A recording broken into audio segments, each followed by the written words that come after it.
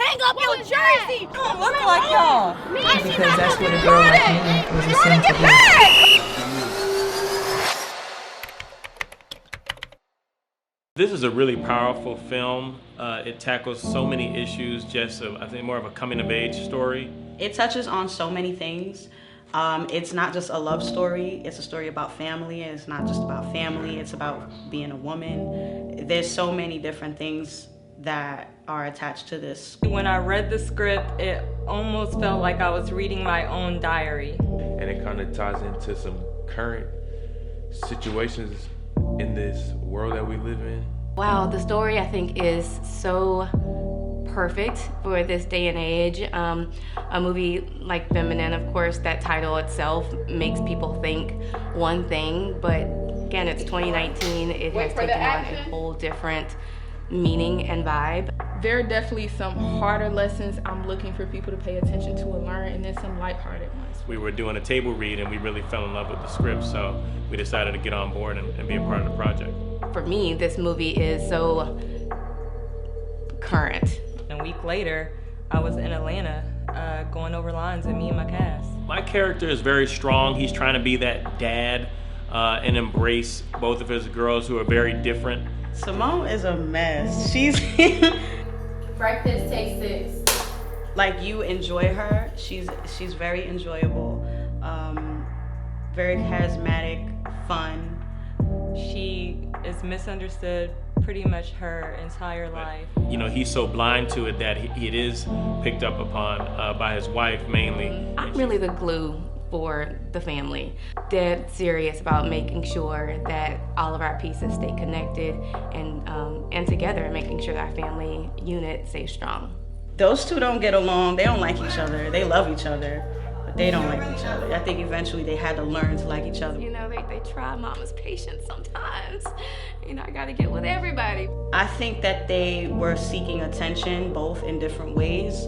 They just didn't understand each other. The struggle is to try to pull back where he can, but also be that loving father. And it's hard for him because he engages both of the girls so differently. There was some barriers, I think, because he didn't really connect with her early, that he didn't really know how to connect with her late. And it took me a while to understand where her point of view was coming from. And I've seen girls like this in school, and I'll just be like, what is your problem? But I see full blown now doing a whole character. Like, she needs that particular attention that she's just not gonna find until she gives it to herself probably. I just feel like this is needed for girls that are evolving to women. Just a knowing of yourself and how important that is, how important things are starting in the home, and how we tend to neglect siblings or our own children because we look at them like they're the problem child, not realizing the root of their actions. It's okay to just be you. It's okay to walk through the halls and just smile at people and just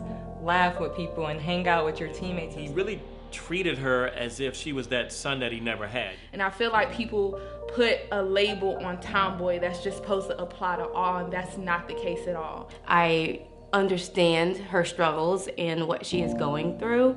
A lot of times when you really don't know who you actually are, you don't want to be around people because they're always asking you questions and you don't have answers yet because you don't know who you are. They all evolve, and when you put them in this box and make them out to be this one thing, it limits them. Sometimes it confuses them. It takes away from them being able to define what they want to be. And it isn't until later on in the film that I think he finally gets it and he's able to understand the role he played in possibly, stunning her growth as a young female.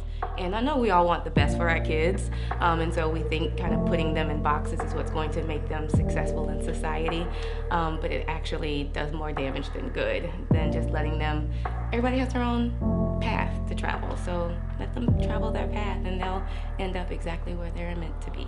I went through it before, so all I had to do was just tap back into my high school years. She wanted attention. She wasn't getting it from her dad in the way she wanted it, so she looked for it in Javon, who didn't care about anyone but himself. You already know what There's so much value in that because, most people say that the first man that a woman or girl falls in love with is her father, so you want to be that good role model. You want to kind of groom them and teach them how to choose the right man in their relationships as they get older. even with Jordan's stories and how things unfold in the beginning, I feel like people will start assuming how her story will end, and then it totally goes a whole nother route. That scene was gory. Shout out to the makeup department. Shout out to Steph for all the works putting it together. But just getting in there and kind of getting it done, one take, one shot. That was pretty dope. Just for my first time actually doing a scene like that and really dwelling into this character and what's going on.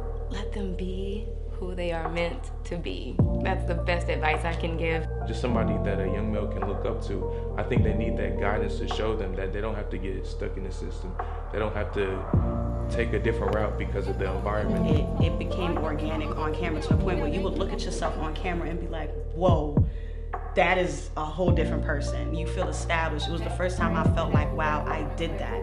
Like, this is a completely different person from who I am. Marcus, for me, the intent of his character was to be refreshing, was to be a mirror, but a mirror that doesn't condemn and judge, but that loves you and like makes you feel beautiful.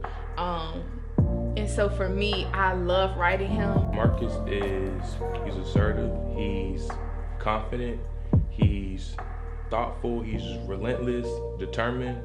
He's an all-around good guy. So my advice to a first-time director would be do it in fear. Make sure you have a team that you trust. It's not always about numbers, but it is about effort. Tailiah was lights out. One of the main things I respect about her is that she's a visionary and she knows what she wants. You don't have to kind of say, hey, what about this?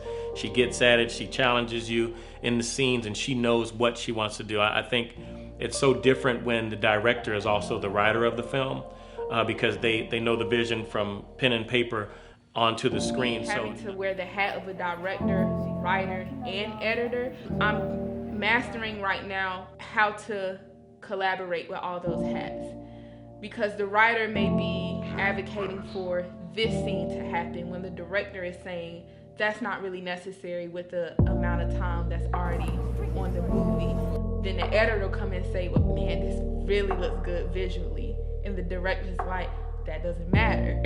She came into every scene. She knew what she wanted to be. She knew where to angle and block out the shots. And it just made it so much easier as actors. You can just ask, hey, how would you like this? She told you, and you can deliver it. I mean, just hearing her name, I already knew it was something big. I had worked with her before, so I was already in already when he told me. We were in Raleigh, I believe, and it was all of us holding hands, and there was a prayer said, and like some people were like tearing up and crying. I'm like, I don't even know these people. But you felt so connected, and after the prayer, it was just like, wow, like prayer really, really, really works. So working with Tailiah has been amazing. When you want to have a certain experience when you're on set with a director, and she gave that to us. You really felt like she's been doing this, like she's been a veteran in the game of film production. One thing that directing has helped for me is just focusing on getting the job done and putting people's feelings secondary. I still believe that there's a way you can do that and still honor morals and character, and that's something I strive to do, period, in the industry. Very comfortable asking questions to her to make sure that we're giving her what she's looking for. She has a lovely spirit about her, just very sweet demeanor, so she's been amazing to work with. You want to have the right people that are actually helping push the boat. You don't want to have 80 people because you think it looks good. You want to have a good 5 if that's what it is, but everybody is putting their blood, sweat, and tears into it. Scene 1, take 2.